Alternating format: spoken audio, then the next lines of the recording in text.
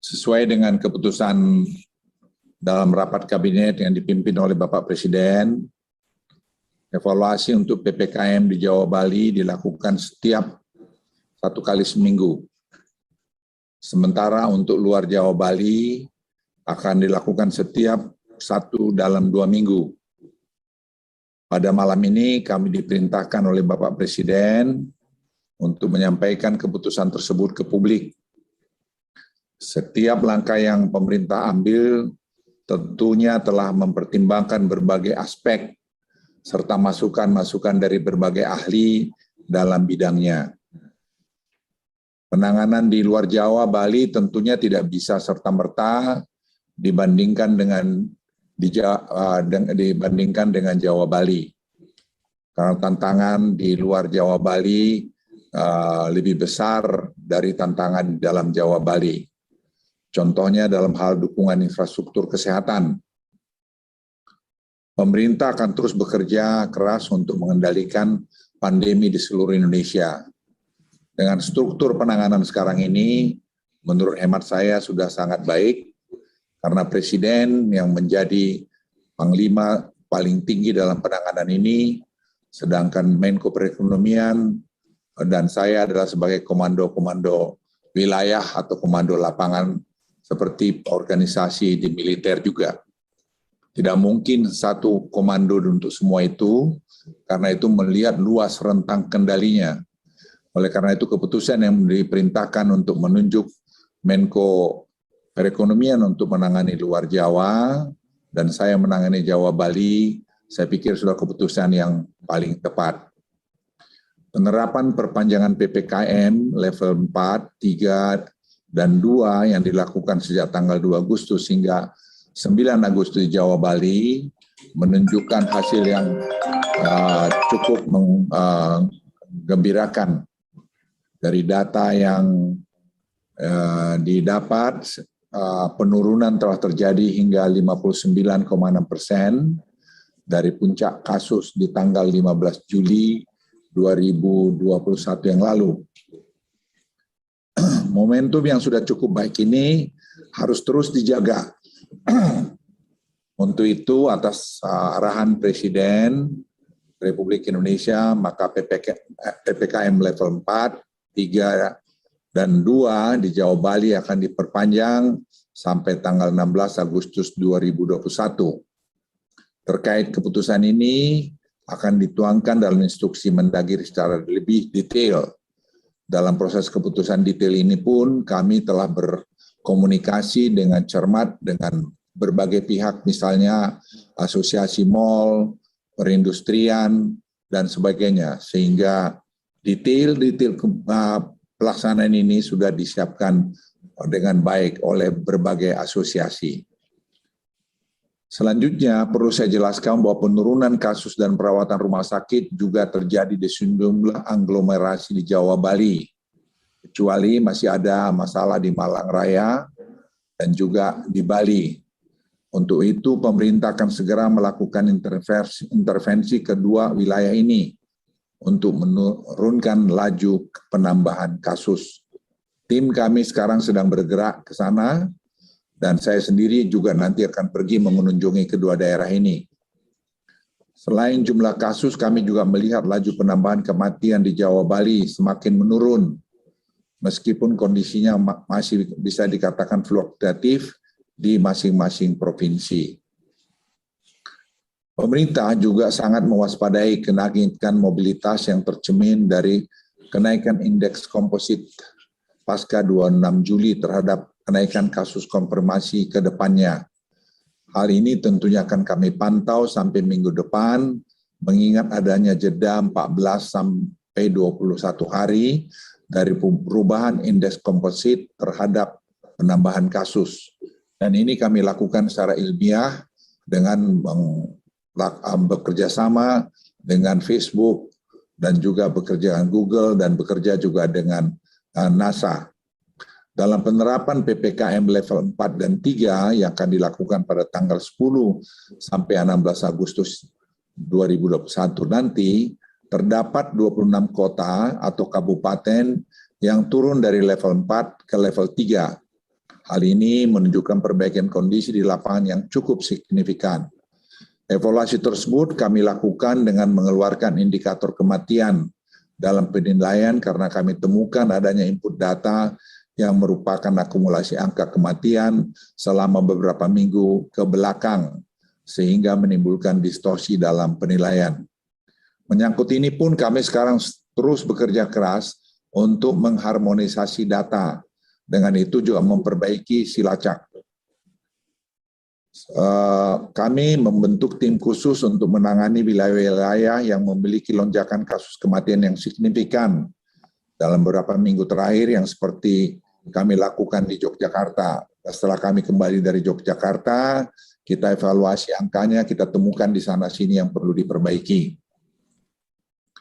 Selain perkembangan kasus COVID-19, saya juga akan sampaikan perkembangan yang terus membaik dari pelaksanaan 3M, testing dan tracing, serta capaian vaksinasi.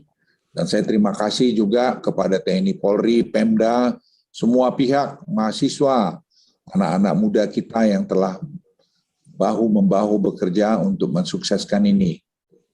Kepatuhan mengenai menggunakan masker telah mencapai 82%, meningkat 5% dibandingkan bulan Februari-Maret.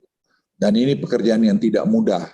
Dan kami himbau juga pada kesempatan ini supaya seluruh masyarakat membudayakan untuk memakai masker ini. Karena kita mungkin akan hidup dalam bertahun-tahun ke depan dengan masker ini.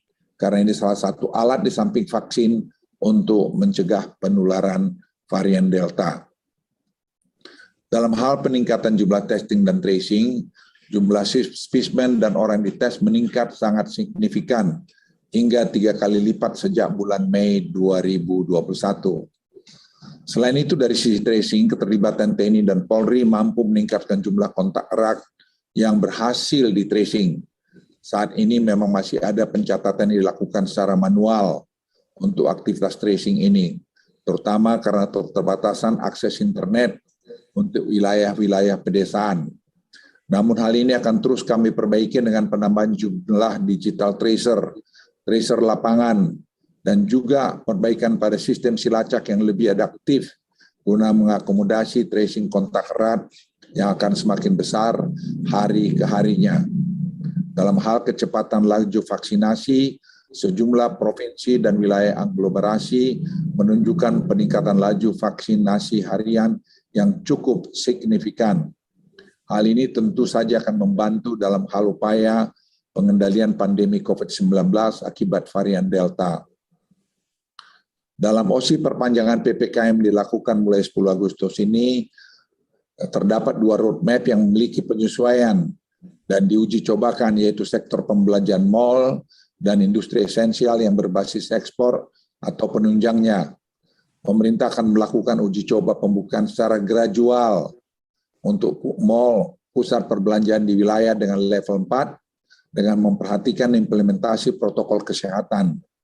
Uji coba pembukaan pusat perbelanjaan mal ini akan dilakukan di Kota Jakarta, Bandung, Surabaya, Semarang, dengan kapasitas 25% selama seminggu ke depan. Nah, dengan protokol kesehatan yang ketat. Hanya mereka yang sudah divaksinasi, saya ulangi, hanya mereka yang sudah divaksinasi dapat masuk ke mal dan harus menggunakan aplikasi Peduli Lindungi. Anak umur 12 di bawah 12 tahun dan di atas 70 tahun akan dilarang untuk masuk ke dalam mal pusat perbelanjaan sementara ini. Selain itu, untuk industri esensial berbasis ekspor, minggu ini juga sudah disusun semua protokol kesehatan agar mulai minggu depan juga ini bisa dioperasikan di kota level 4 dengan 100% staf yang dibagi minimal dalam 2 shift. Penyesuaian di level 4 dilakukan juga tempat ibadah. Dalam perpanjangan mulai 10 Agustus, kabupaten di wilayah level 4 dapat melakukan ibadah dengan kapasitas maksimum 25% atau maksimal 20 orang.